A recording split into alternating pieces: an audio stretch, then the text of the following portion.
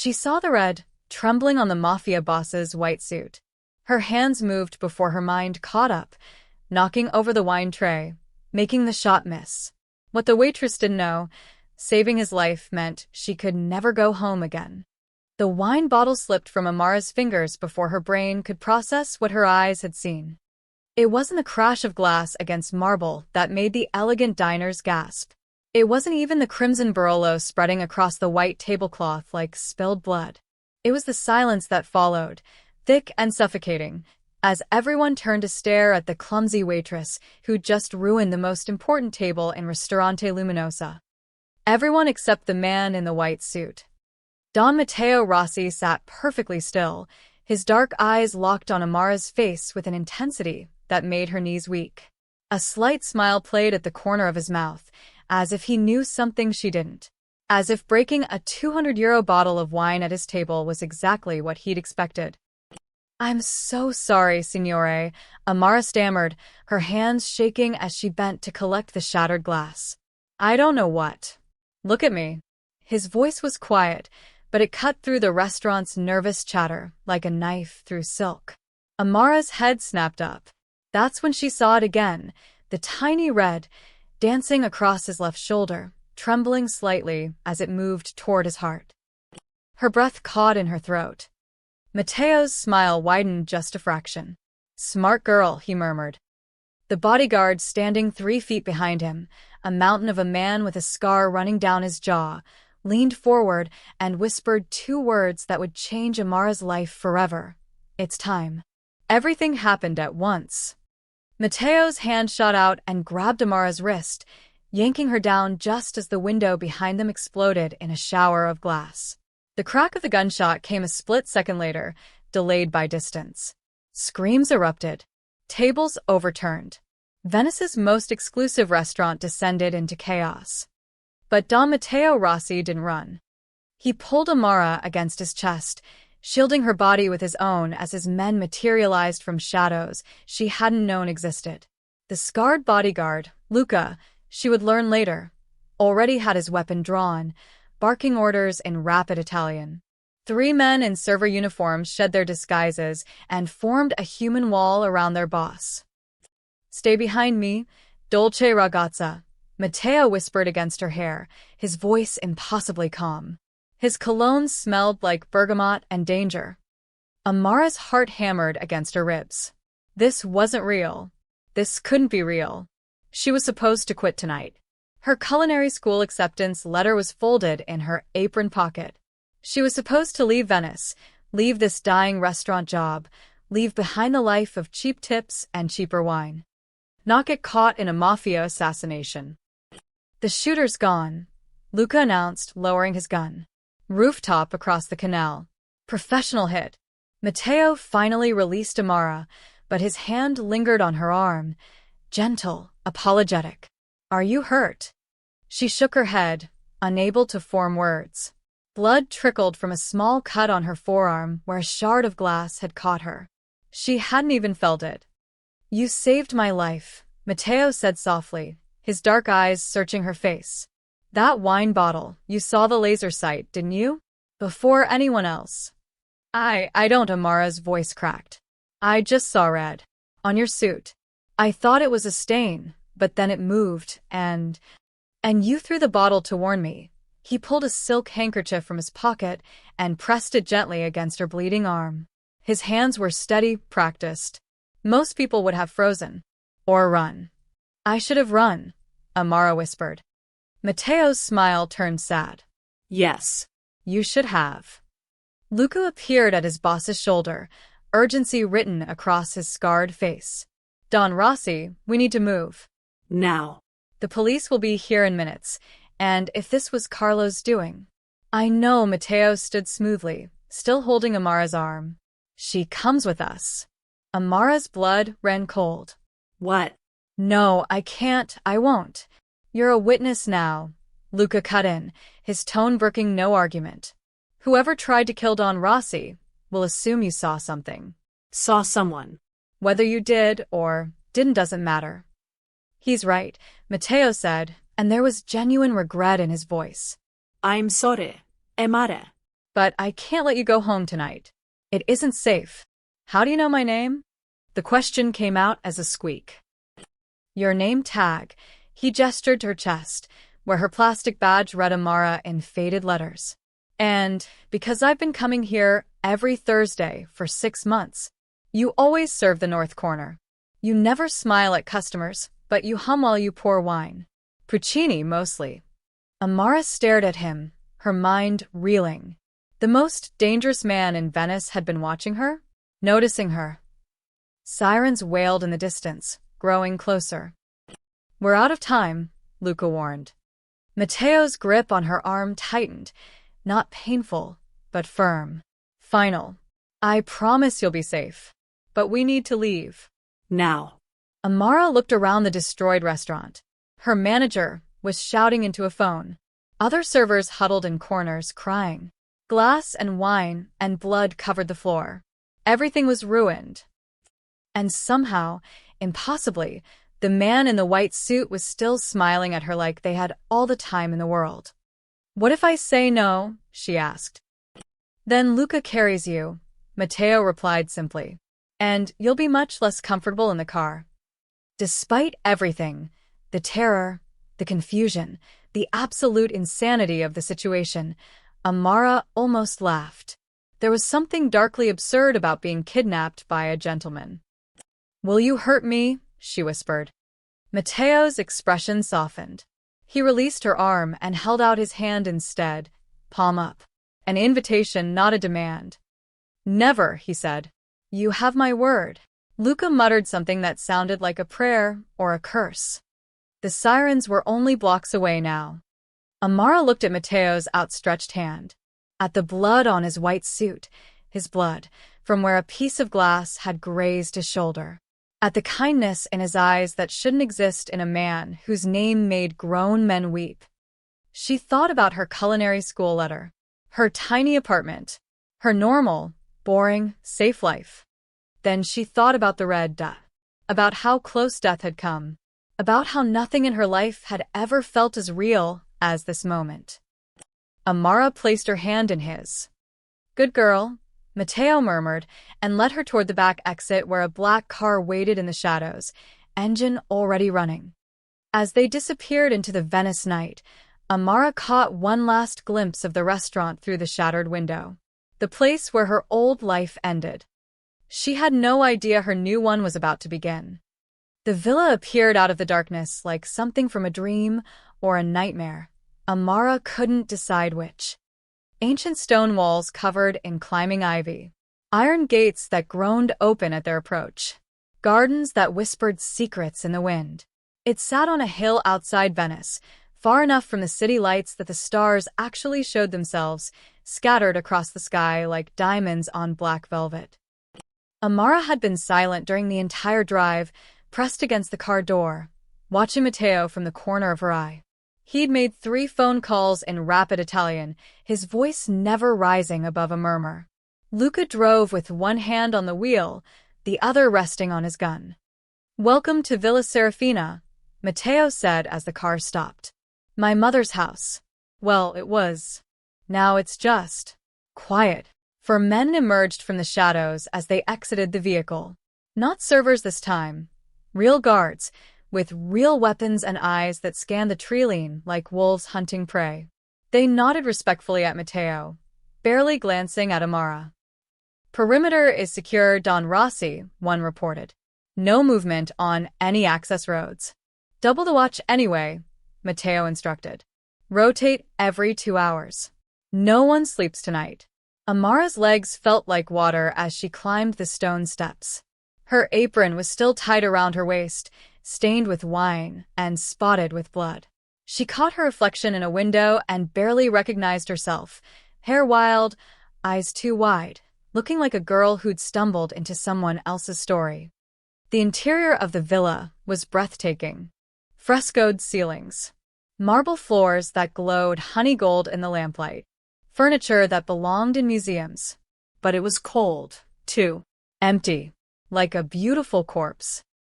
Sit, Matteo said gently, guiding her to a leather sofa in what appeared to be a study. Books lined every wall, leather-bound, ancient, well-read. "Let me see your arm." "It's nothing," Amara protested, but her voice shook. "It's my fault." He disappeared through a doorway and returned with a first aid kit. When he sat beside her, she noticed his hands were shaking slightly. Just slightly. "May I?" She nodded, not trusting her voice. Matteo cleaned the cut with surprising gentleness, his brow furrowed in concentration. Up close, she could see he wasn't as young as she'd thought. Fine lines creased the corners of his eyes. Silver threaded through his dark hair at the temples. He looked tired, bone-tired. "You do this often?" she asked. "Patch people up?" "More than I'd like," he applied antiseptic. She hissed at the sting, and he murmured an apology. "My father believed doctors were security risks. So I learned. Basic medicine anyway." "Your father taught you." "My father taught me many things," his voice went flat. "Most of them I wish I could forget." Amara watched him wrap gauze around her forearm with practiced precision. This close, she could see the exhaustion carved into his face. The weight he carried. Whatever she'd expected from Venice's most feared crime boss, it wasn't this careful, quiet man who apologized for saving her life. "Why did you bring me here?" she asked softly. "Really?" Matteo secured the bandage and sat back, finally meeting her eyes. "Because whoever ordered that hit will assume you're important to me now. That you saw something. Know something. They'll come for you, Amara. Not to question you. To silence you." Ice flooded her veins. "But I didn't see anything. I don't know anything about whatever you do." "I know," he smiled sadly. "That's what makes this so unfair." Luca appeared in the doorway, his expression grim. "Don Rossi, we need to talk. Privately." Matteo stood. "There's a bedroom upstairs, second door on the left. Clean clothes in the dresser. My mother was about your size. Lock the door if it makes you feel safer, though I promise you're protected here." "Protected from what?" Amara demanded, her fear finally crystallizing into anger. "I don't even know what's happening. Who tried to kill you?" "Why?" Matteo paused at the doorway, his back to her. For a long moment he said nothing. Then, "Someone I trusted. Someone close. And that's what makes it dangerous." "A betrayal," Amara whispered. "The worst kind." He glanced back at her, and the look in his eyes made her chest ache. "Get some rest, dolce ragazza. Tomorrow, I'll explain everything." "Tonight, just breathe." "You're alive. That's enough." He left with Luca, their voices fading down the corridor. Amara sat alone in the study, surrounded by books and shadows and the ghost of his mother. She thought about running. The window was right there. The gardens beyond. She could disappear into the Venetian countryside, find her way back to the city, back to her life. But the red still burned behind her eyelids when she closed her eyes. And Matteo's words echoed in her mind. "You're alive. That's enough." For now, maybe it was. Amara stood and climbed the stairs to the bedroom, her legs heavy with exhaustion and shock. She locked the door anyway, even though she suspected it wouldn't matter. Not here. Not in Don Matteo Rossi's world. She lay down on a bed that smelled like lavender and old memories and didn't expect to sleep. But when she finally closed her eyes, she dreamed of reds turning into stars and a man in a white suit who smiled like he was already saying goodbye. Sunlight woke her. Amara sat up with a gasp, disoriented. For one blissful second, she thought last night had been a nightmare. Then she saw the borrowed nightgown, silk, ivory, expensive, and the gauze wrapped around her arm. Real. It had all been real. The clock on the nightstand read 7:43 a.m. She'd slept 4 hours, maybe 5. Her body ached. Her mind felt like fog. She found clothes in the dresser exactly where Matteo said they'd be. A simple cotton dress, pale blue, perfectly her size. His mother's clothes. Amara tried not to think about what kind of woman had lived in this beautiful, empty villa. What kind of woman raised a son who became a monster? Except he didn't feel like a monster. The smell of coffee drew her downstairs. She followed it like a thread through a labyrinth, past oil paintings of stern-faced ancestors and windows that framed the Venetian hills like postcards. The villa felt different in daylight, less sinister, more sad. A home that had forgotten how to be lived in. She found the kitchen at the back of the house. Matteo stood at the stove, his back to her, wearing dark slacks and a white shirt rolled to his elbows. No bodyguards. No guns. Just a man making breakfast, his movements economical and practiced. The coffee pot burbled on the counter. Bread cooled on a cutting board. "You cook," Amara said from the doorway. He didn't startle. "My mother insisted." She said a man who can't feed himself is just a boy playing dress-up. He glanced over his shoulder, and something in his expression softened when he saw her. "Did you sleep?" "A little." She stepped into the kitchen hesitantly. "You?" "No," he cracked eggs into a pan with one hand. "But I rarely do." Amara watched him work for a moment, then her hands moved on their own, muscle memory from 1,000 restaurant shifts. She found a whisk, a bowl, herbs growing in pots by the window. "You're doing it wrong," she said quietly. Matteo raised an eyebrow. "Am I?" "The heat's too high. They'll be rubbery." She nudged him aside gently, took control of the pan. Low and slow. That's the secret. He leaned against the counter, arms crossed, watching her with open fascination. The culinary student reveals herself. Amara's hands froze. "How did you?" "Your apron last night." It had a grease stain shaped like Australia and an acceptance letter peeking from the pocket. His smile was gentle. "I noticed things."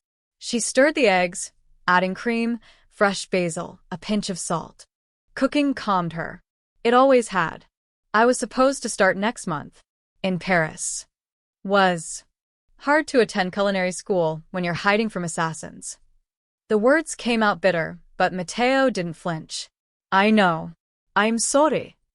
They ate breakfast in silence at a small table overlooking the gardens.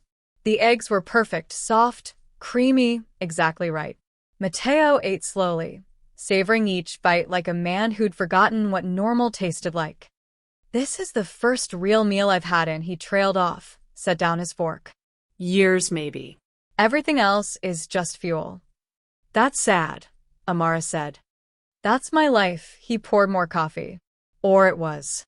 Before she could ask what he meant, Luca burst through the kitchen door, his face dark with anger. Don Rossi. "We have a problem." Matteo's entire demeanor shifted, shoulders back, jaw set, eyes going cold. The transformation was instant and terrifying. "What kind of problem?" The shooter wasn't hired by the Calabrese family. Lucas slapped a folder on the table. Photos spilled out, surveillance images, documents stamped with official seals. "He was one of ours. Marco Santini." "Your father's man. Been on your payroll for 12 years. The color drained from Matteo's face. Amara stared at the photos. A lean man with dead eyes stared back. "Someone you trusted," she whispered, remembering his words from last night. "Someone we trusted," Luca corrected, his voice sharp. "Which means this goes deeper." Someone inside gave the order. Someone close enough to turn Marco. Matteo stood abruptly, his chair scraping against stone. He walked to the window, his back rigid. "How many others, Luca? How many more are compromised?" "Unknown. But whoever's behind this will assume the girl saw Marco. Recognized him." Luca's eyes cut to Amara. "They'll come for her." "Soon." "Then she stays here," Matteo said flatly. "Under guard. 24 hours. "For how long?" Amara demanded, finding her voice. "A week? A month? Forever?" Matteo turned to face her, and the look in his eyes made her breath catch. "Raw." "Haunted. As long as it takes to end this." "End what, exactly? Your gang war? Your power struggle?" Anger bubbled up through her fear. "I didn't ask for this. I just served wine and saved your life, and now I'm what? Your prisoner." "My responsibility," Matteo said quietly.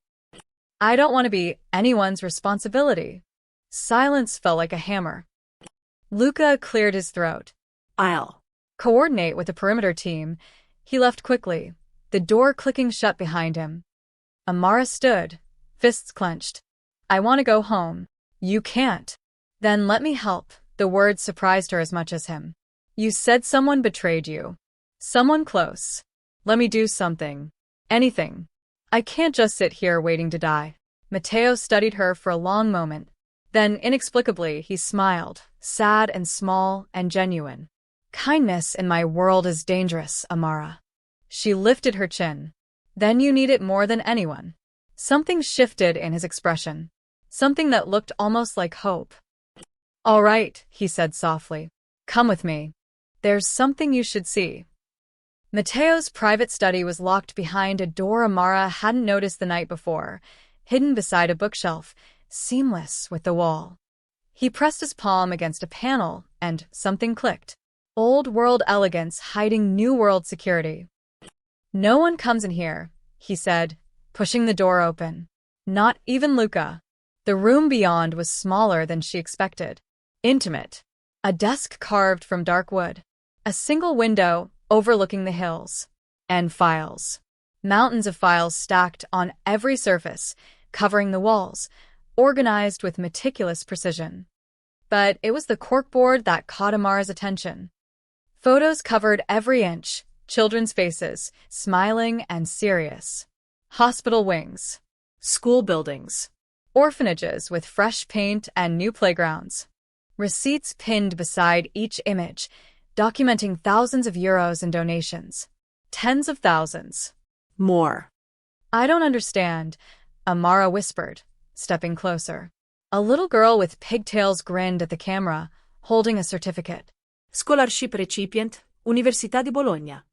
My father built an empire on blood, Matteo said quietly, standing behind her. Extortion. Trafficking. Pain. For 40 years, the Rossi name meant fear. He reached past her and touched a photo of a hospital. 3 years ago, I decided to burn it all down. Amara turned to face him. What? Not literally, he moved to his desk, opened a ledger filled with columns of numbers. I've been systematically dismantling everything my father built, shutting down operations, redirecting money. Every euro that once bought weapons or drugs now funds education, healthcare, housing. His finger traced down a page. This month alone, 200,000 to children's hospitals, 50,000 to women's shelters. Anonymous donations, of course. You're laundering money into charity. Amara's head spun. I'm trying to balance the scales. Matteo closed the ledger. 30 years of sins can't be erased. But maybe they can be. Softened. Reduced. Made less monstrous. She looked around the room with new eyes. These weren't the files of a crime lord. They were the desperate calculations of a man trying to buy redemption. Does anyone know? Luca. My accountant, who thinks I'm insane. And now he met her gaze. I've been preparing to dissolve the organization completely. Walk away. Disappear. Give everything that's left to foundations and trusts. That's why someone tried to kill you. Understanding crashed over her like a wave. You're not fighting for power. You're surrendering it. Yes, Matteo leaned against his desk, suddenly looking exhausted. But there are people who profit from the old ways. People who don't want the money to stop. Who don't want the power structure to crumble. So, they sent one of your own men to stop you. To silence me. Permanently, he ran a hand through his hair. If I die, the organization defaults to my father's old guard. Men who'll restore everything I've spent 3 years dismantling. The violence. The corruption. All of it. Amara walked to the corkboard, studying a photo of a school's grand opening. Children in neat uniforms, cutting a ribbon. How many people have you helped? Not enough, his voice cracked slightly. Never enough to balance what was taken. She thought about the man she'd seen in the restaurant. Calm under fire. Gentle with her wound. Making breakfast like it was a prayer. The papers call you a monster. The papers aren't wrong. Matteo pushed off the desk, joined her at the board. I've done terrible things, Amara. Ordered things. Allowed things. I can't pretend those sins don't exist just because I'm trying to atone for them now. But you're trying, she turned to him. That has to count for something, does it? The question was genuine, vulnerable. Or am I just a coward looking for absolution? Amara studied his face. The exhaustion, the guilt, the desperate hope that maybe, somehow, he could become someone different. Someone better. She thought about her own dreams. Culinary school. A life of creation instead of service. The chance to become more than what circumstance had made her. I think, she said slowly, that trying to be better is the bravest thing anyone can do. Matteo's eyes widened slightly. For a moment he looked younger, less haunted. The door burst open. Luca stood there, phone in hand, his expression grim. We have confirmation. Carlo Benedetti is behind the hit. He's consolidating the old guard, preparing to move on your remaining assets. Matteo's jaw tightened. How long do we have? Days. Maybe less. Luca glanced at Amara, then back to his boss. He knows about the girl now. There's a price on her head. 2200 euros. The room tilted. Amara grabbed the edge of the desk. 20,000. For me? For your silence, Luca clarified. Dead or alive, but preferably dead. Matteo's hands curled into fists. Double the guards. No one enters or leaves without my authorization. That's not enough, Luca argued. We need to move. Both of you. Somewhere Carlo can't reach. Where? Matteo demanded. He has eyes everywhere. Men in every city. Then we make him think he's won. Luca's expression turned calculating. We disappear. Completely. Fake your death, relocate the girl, and let Carlo tear apart an empty house. Matteo shook his head. It's too dangerous. If we fake my death, Amara becomes the only witness. The only loose end. Then take her with you, Luca said simply. Wherever you go. Keep her close until this is over. Amara's voice came out small. And when will it be over? Both men looked at her. Neither answered. Because they didn't know. 1 week later, Amara stood in a hotel room in Florence, watching rain streak down the window like tears. 7 days of hiding. 7 days of armed guards and locked doors, and Matteo's quiet presence becoming as familiar as breathing. They'd fallen into a strange rhythm. Breakfast together, him working through files while she read his mother's books, dinners where they talked about everything except the danger closing in around them. She'd learned he spoke 4 languages. That he'd wanted to be an architect before his father died, and duty crushed that dream. That he took his coffee black and his regrets neat. She'd learned the sound of his footsteps in the hall, the way he rubbed his temples when stressed, how his rare smiles transformed his entire face. And now they were in Florence. Business trip, he'd called it. But Amara knew better. This was about ending things, one way or another. Matteo had left 2 hours ago for a meeting with old allies, men who might help him identify everyone in Carlo's pocket, men who might betray him instead. Luca had gone with him, leaving 2 guards stationed outside her door with strict orders. Don't let her leave. Amara paced the luxury suite like a caged bird. 23rd floor. No balcony. 1 way in, 1 way out. She tried calling her mother earlier, but what could she say? Hi, Mama. I'm hiding from the Mafia with the Mafia. Don't worry, though, he's trying to be one of the good guys. A knock at the door made her jump. Signorina? A woman's voice, accented and polite. Room service. Amara frowned. She hadn't ordered anything. I think there's a mistake. Complimentary from management. May I bring it in? She opened the door a crack. A woman in a hotel uniform stood there, silver-haired and smiling, holding a tray with tea and biscotti. Behind her, the guards were distracted, talking to someone down the hall. I really didn't order, Amara began. The woman's smile never wavered. A message, then. From someone concerned about your well-being. She leaned closer, voice dropping to a whisper. Don Rossi is planning to disappear, Signorina. Fake his death. Leave you behind to face Carlo's wrath alone. Ice flooded Amara's veins. What? No, that's not. 3 days from now. À car accident. Very tragic. The woman's eyes were kind but pitying. He's using you, dear. Once he's gone, you're just a witness. A liability. Carlo will find you within a week. Who are you? Amara demanded, her voice shaking. Someone who lost a daughter to this world. The woman straightened, her uniform suddenly looking too crisp, too new. Someone who doesn't want to see another girl die for a man's sins. Leave now. While you still can. There's a service exit on the 22nd floor. Unguarded. She set the tray down and walked away, heels clicking against marble. Amara stood frozen, her mind racing. It wasn't true. It couldn't be true. Matteo wouldn't. But would he? She thought about the files. The redemption project. His desperate need to erase his father's legacy. What was one waitress's life compared to that mission? What was her safety compared to dismantling an empire? He brought you to Florence, left you guarded, Told you nothing about this meeting. Doubt crept in like poison. Amara grabbed her bag, just a small purse Matteo had bought her 3 days ago in a moment of normalcy that now felt like manipulation. She waited until the guard's conversation grew animated, then slipped out and headed for the stairs. 22nd floor. Service exit. Just like the woman said. She was halfway down the hallway when a hand grabbed her arm. Going somewhere, dolce ragazza?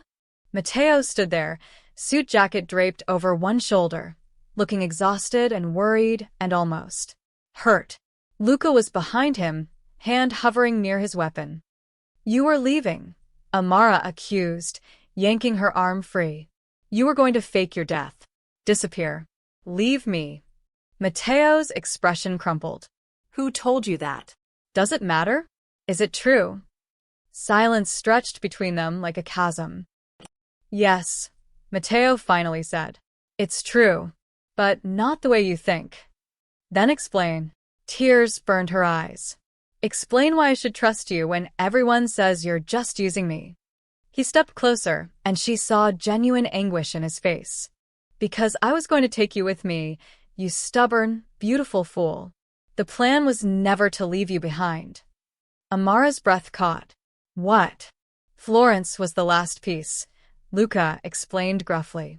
Confirming which of Don Rossi's people are loyal. Who can help with the disappearance. Who can ensure both of you vanish without a trace. Both. Matteo ran a hand through his hair, frustration and something deeper, something almost like fear, flickering across his face. Did you really think I'd abandon you? After everything? I don't know what to think. Amara's voice broke. I've known you for 7 days. 7 days of hiding and fear and breakfast conversations that feel like something more but can't be because you're you and I'm me and none of this is real. It's real, Matteo's voice dropped to barely a whisper. Amara, it's the most real thing I've felt in 10 years. The hallway tilted. Or maybe she did. The woman who told you. Luca interjected. What did she look like? Amara described her. Luca cursed in Italian. Benedetti's messenger, he told Matteo. She's been following us since Venice. They wanted you to run. Matteo said softly, realization dawning. Wanted us separated. Vulnerable. Amara's knees went weak. She'd almost walked into a trap. Almost gotten them both killed. Matteo caught her before she fell, pulled her against his chest. His heart hammered beneath her cheek. I've got you, he murmured. I've got you. And I'm not letting go. For the first time in 7 days, Amara let herself believe him. What happens now? She whispered. Matteo pulled back just enough to meet her eyes. Now we finish this. Together. Are you with me? She thought about culinary school. About Paris. About the safe, normal life she'd planned. Then she thought about red dots and breakfast, and a man trying to build something good from the ruins of something terrible. Yes, Amara said. I'm with you. The plan was simple. Brutal, but simple. They returned to the hotel suite in silence, guards flanking them, every shadow suddenly suspect. Matteo made 3 calls, short, coded conversations that Amara didn't fully understand. Luca spread maps across the dining table, marking routes and safe houses with red pen. 48 hours, Luca said, circling a point outside Florence. That's all we need. Stage the accident, leak the news, let Carlo think he's won. By the time he realizes it's a trick, you'll both be ghosts. And after? Amara asked, her voice steadier than she felt. After, you disappear. New names, new lives. Luca looked at her directly. No contact with family or friends. No social media. No traces. You'll be dead to everyone you've ever known. The weight of those words settled over the room like snow. Matteo stood at the window, watching the rain. She shouldn't have to do this. There has to be another way. There isn't, Luca said flatly. Carlo knows her face now. Knows she matters to you. She's leverage as long as she's alive and findable. Then I'll draw him out. Face him directly. And get killed. Luca's voice hardened. Which is exactly what he wants. Your death restores the old guard. Everything you've worked for dies with you. Amara watched Matteo's reflection in the window, shoulders tight, jaw clenched, carrying the weight of impossible choices. She thought about her mother. Her small apartment with the leaky faucet. Her acceptance letter to culinary school, still tucked in her bag like a talisman. All of it would have to die so she could live. When? She asked quietly. Tomorrow night, Luca answered. We've arranged for a car. Remote road in the hills. Crash it. Burn it. Plan enough evidence to make the death look real. DNA? Matteo asked. Handled. Luca didn't elaborate. 24 hours. Amara had 24 hours before her life ended and something new began. That night, she couldn't sleep. She found Matteo on the suite's private terrace, a small space she hadn't noticed before, hidden behind curtains. He stood in the rain, shirt soaked, staring at the Florence skyline like he was memorizing it. You'll catch pneumonia, Amara said softly. Wouldn't that solve everyone's problems? His laugh was bitter. Dead Don Rossi. No acting required. She stepped into the rain beside him. The water was cold, shocking, but somehow right. Is this really the only way? I've thought of 50 alternatives.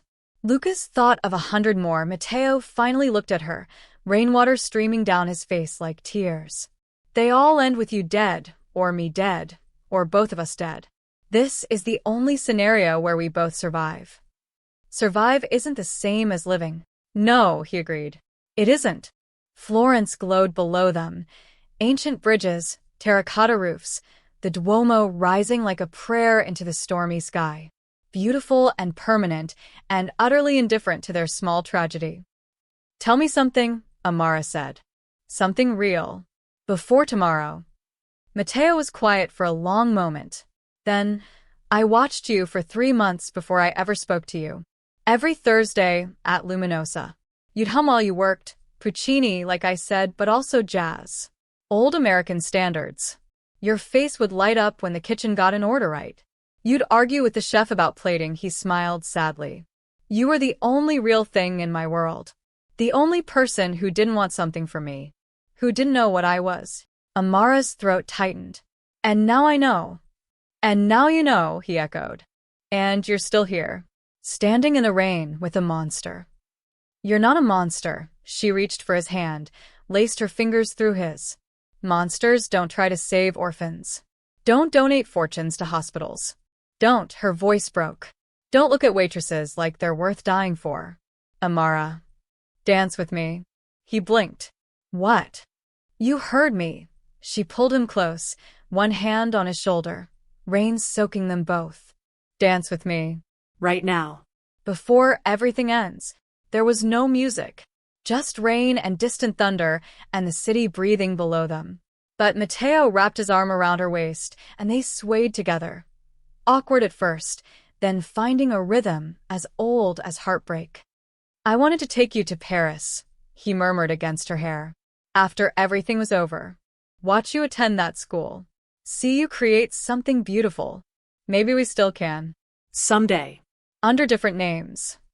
Maybe, but he sounded like he didn't believe it. They danced until the rain softened to mist. Until Amara was shaking with cold or emotion or both. Until Matteo pulled back and cupped her face in his hands, his thumbs brushing her cheeks. "Whatever happens tomorrow," he said, "know this.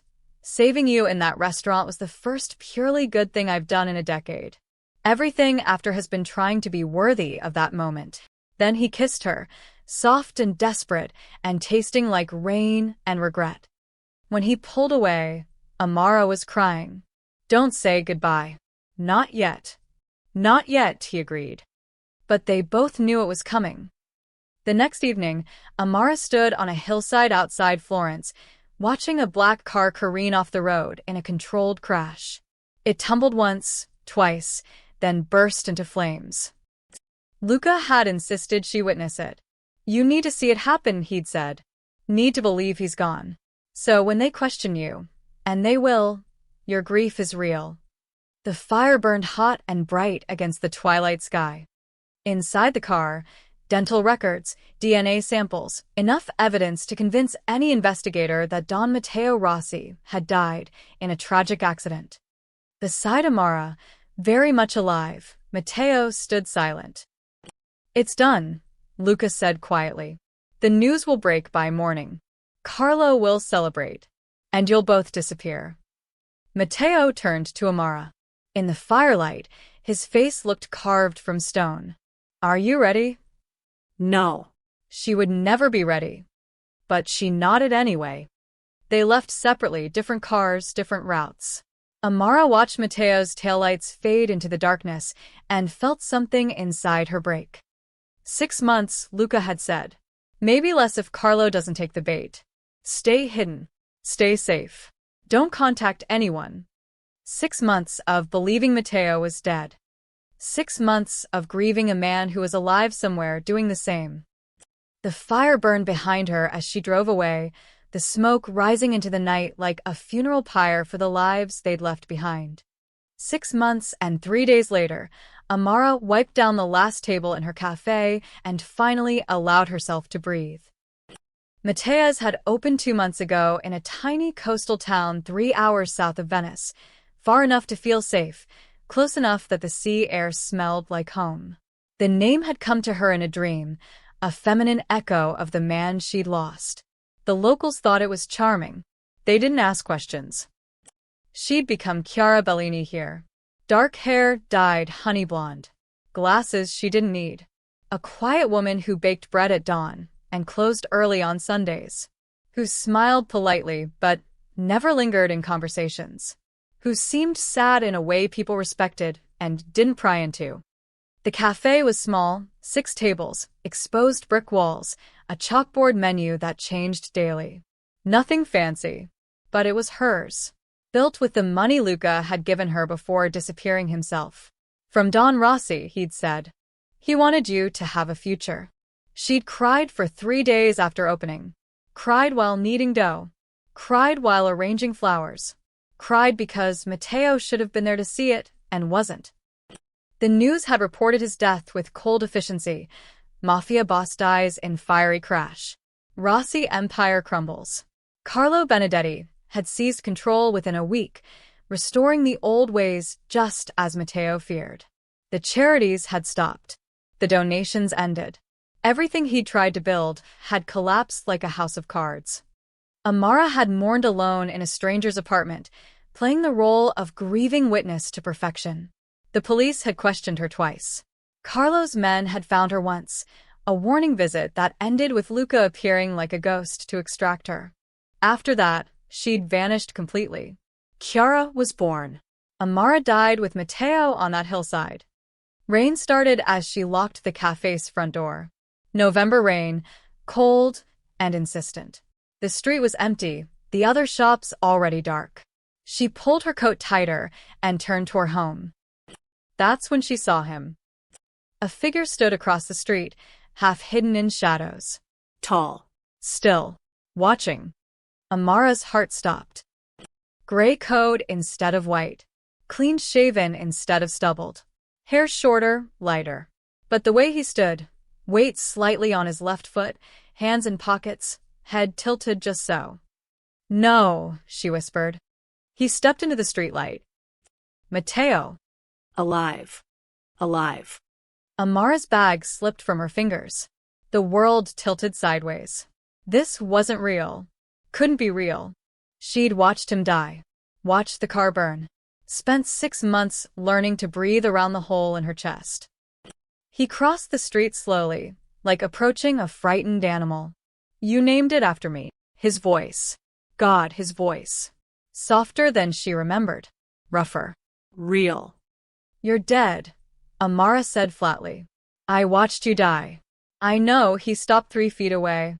Close enough to touch. Too far to reach. I'm sorry. Something inside her snapped. She slapped him. Hard. The crack echoed off the wet cobblestones. Matteo didn't flinch. Didn't move. Just stood there with a red mark blooming on his cheek and acceptance in his eyes. 6 months. Amara's voice shook with fury and grief and desperate, terrible hope. 6 months I thought you were dead. 6 months of. The words dissolved into sobs. Then she was in his arms. Or he was in hers. She didn't know who moved first and didn't care. She buried her face in his chest and cried, ugly, gasping sobs that she'd been holding back for half a year. He held her like she was made of glass and gold, murmuring apologies in Italian, his own shoulders shaking. I'm sorry, he kept saying. I'm so sorry. I wanted to come sooner. I couldn't risk it. Carlo had people everywhere. But it's over now. It's finally over. Amara pulled back, her hands fisting in his coat. What's over? What happened? Can we go inside? Matteo glanced at the cafe. I'll explain everything. I promise. She unlocked the door with trembling hands, led him through her small, perfect space, past the tables she'd chosen, the flowers she'd arranged, the chalkboard where tomorrow's menu was written in her careful script. He took it all in with wonder. It's beautiful, Amara. Just like you imagined. Don't, she turned on him, anger flooding back. Don't act like you know me. Like you know anything about these last 6 months. You're right, he pulled off the gray coat, and she saw he'd lost weight. Lost color. Looked like a man who'd been living in shadows. I don't know. But I want to. If you'll let me. Why now? Why show up after all this time? Matteo sat at one of her tables, corner spot, facing the door. Old habits. Because Carlo is dead. Heart attack 3 weeks ago. Very sudden, very convenient, a ghost of his old smile. Luca's work, though he'd never admit it. With Carlo gone, the organization imploded. No leadership. No succession plan. It tore itself apart from the inside. And you? I've been dead for 6 months. Legally, financially, officially. Every asset liquidated. Every connection severed. He met her eyes. Don Matteo Rossi is gone, Amara. He died on that hillside. What's left is just a man. A man with no empire, no power, no past, no identity, she added quietly. None that matters anymore, he leaned forward. I spent 6 months erasing myself, making sure every trace, every thread that could lead back to you was burned. It's done now. We're both free. Free. The word felt foreign. What does that even mean? It means, his voice caught. It means I can sit in this cafe and drink terrible coffee and not worry about who's watching. It means you can bake bread without looking over your shoulder. It means we get to choose what happens next instead of running from what happened before. Amara sank into the chair across from him. 6 months of grief. 6 months of building a new life from ashes. And now he was here, offering her what? A future? An ending? Both. I don't know if I can forgive you, she said honestly. I know. I don't know if I can trust you. I know that too. Then why are you here? Matteo reached across the table, but didn't touch her. His hand lay open between them. An offering. A question. Because, he said softly, this cafe deserves to serve terrible coffee to at least one customer who'll appreciate it. Despite everything, Amara almost laughed. Almost. The rain drummed against the windows. The cafe's red neon sign flickered in the reflection, Matteo's, glowing like a promise in the dark. They talked until 3 a.m. Matteo told her everything. How he'd lived in a monastery in the mountains, working in silence, learning to be nobody. How Luca had fed him information in coded messages left in library books. How he'd watched Carlo's empire devour itself, violent and quick, until there was nothing left but old men arguing over scraps. How he'd thought about her every single day. Amara told him about opening the cafe. The terror of using someone else's name. The night she'd almost broken and called her mother, just to hear her voice. How she'd burned the first 50 loaves of bread because her hands wouldn't stop shaking. How she'd named the cafe's signature dish Rossi's Regret, a bittersweet chocolate tart that customers loved and never understood. How she'd dreamed about him every single night. I don't know how to do this, Amara admitted as dawn crept through the windows, painting the cafe in shades of gold and gray. Be normal. Be safe. Be us. Neither do I. Matteo's coffee had gone cold hours ago, untouched. I've spent my whole life knowing exactly what I was supposed to be. My father's son. the dawn. The monster. Now I'm just... He gestured helplessly at himself. This. Whatever this is. Human, Amara said softly. You're just human now. Is that enough? She thought about the question. About red dots and white suits and a man who'd tried to save the world by destroying himself. About breakfast in a kitchen that smelled like forgiveness. About dancing in the rain before everything ended. I don't know, she answered honestly. But maybe we can figure it out together. Matteo's expression cracked with something like relief. I'd like that. If you'd let me stay. Stay. Here. In this town. Not. He rushed to clarify. Not with you. I wouldn't presume. But nearby. I could get a job. A real job. Something honest, he laughed, self-deprecating. Though I'm not sure what skills a former Mafia boss brings to the legitimate job market. You can cook, Amara pointed out. You speak 4 languages. You're organized, detail-oriented, good under pressure, and intimately familiar with tax evasion. That could be useful, she surprised herself by smiling. My accountant is terrible. They sat in the growing light, exhaustion and possibility hanging between them like a bridge neither was quite ready to cross. I should go, Matteo finally said, standing. You need sleep. The cafe opens in. He checked his watch and winced. 4 hours. 3.5, Amara corrected. Sundays I open late. He pulled on the gray coat that made him look like a stranger.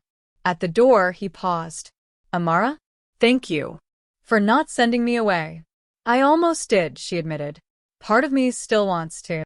I know, he smiled, sad and small and genuine. But you didn't. That's enough for now. He came back the next evening. And the next. And the next.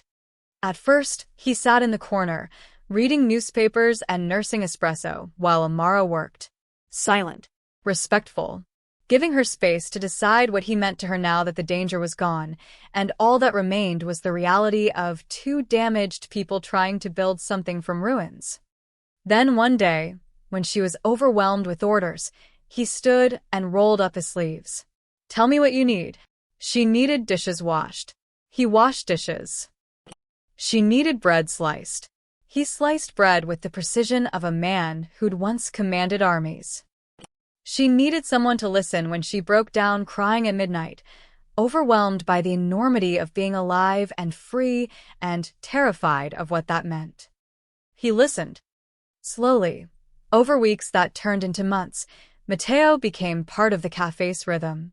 Customers started calling him Marco, the quiet man who made perfect espresso and never talked about himself, who always had a kind word for the elderly widow who came in every Tuesday, who slipped extra pastries to the struggling student who counted coins for coffee, who looked at the blonde owner like she was the sun, and he was learning to live in light.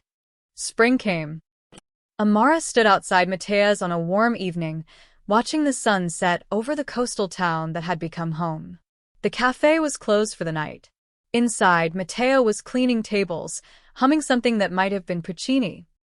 She thought about the girl she'd been, nervous waitress in Venice, serving wine to dangerous men, dreaming of Paris and culinary school and a life bigger than herself. That girl had died on a hillside 6 months ago. But maybe something better had been born. The door opened. Matteo emerged, locking up, then noticed her standing there. Everything all right? Amara held out her hand. Dance with me. He raised an eyebrow. Here? Now. Here. Now. There was no music. Just the distant sound of waves and seabirds and the town settling into evening. But Matteo took her hand and pulled her close, and they swayed together on the cobblestones as the streetlights flickered on one by one. Do you ever regret it? Amara asked softly. Giving up everything?